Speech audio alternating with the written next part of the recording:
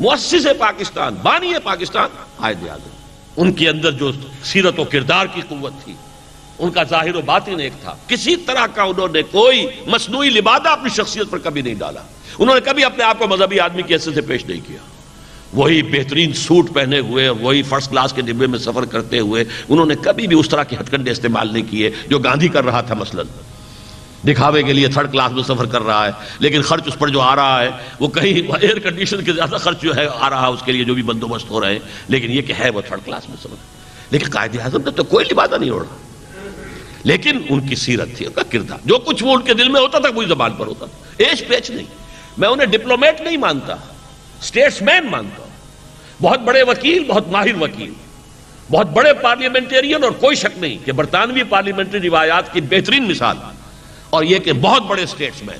لیکن اس کے ساتھ سیرت، کردار، ظاہر و باطن کا ایک ہونا، صداقت، سچائی، ایفاء عہد، جو کچھ آدمی وٹ ایور یو سے یو مین. یہ بات جو ہے یہ قائد اعظم میں تھی، جس کے نتیجے میں پاکستان بنا.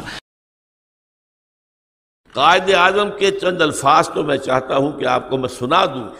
ٹی بی کے جب مریض تھے اور آخری دن تھے زندگی کے، اور جو ٹی بی کے امراض کے اسپیشلسٹ تھے پروفیسر ریاض علی شاہ، انہوں نے پھر ایک اپنے انٹرویو کے اندر بتایا کہ اس وقت کے حالات کیا تھے.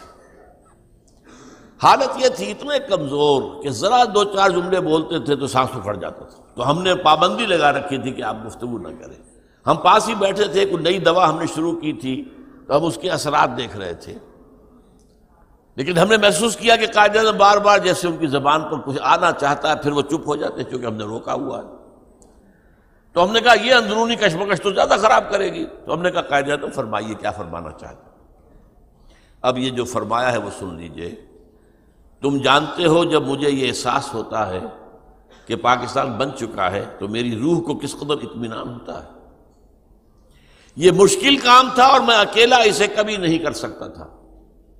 میرا ایمان ہے کہ یہ رسول خدا صلی اللہ علیہ وسلم کا روحانی فیض ہے کہ پاکستان وجود میں آیا.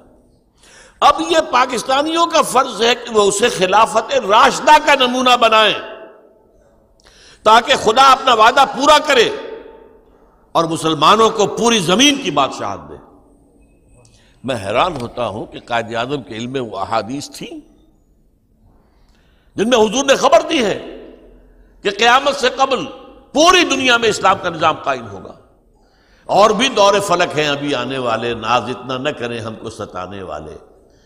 tables will be turned، اور غلبہ بالآخر اسلام کا ہوگا، اور اسی غلبے کا نقطہ آغاز پاکستان شمار ہوگا تاریخ کے اندر.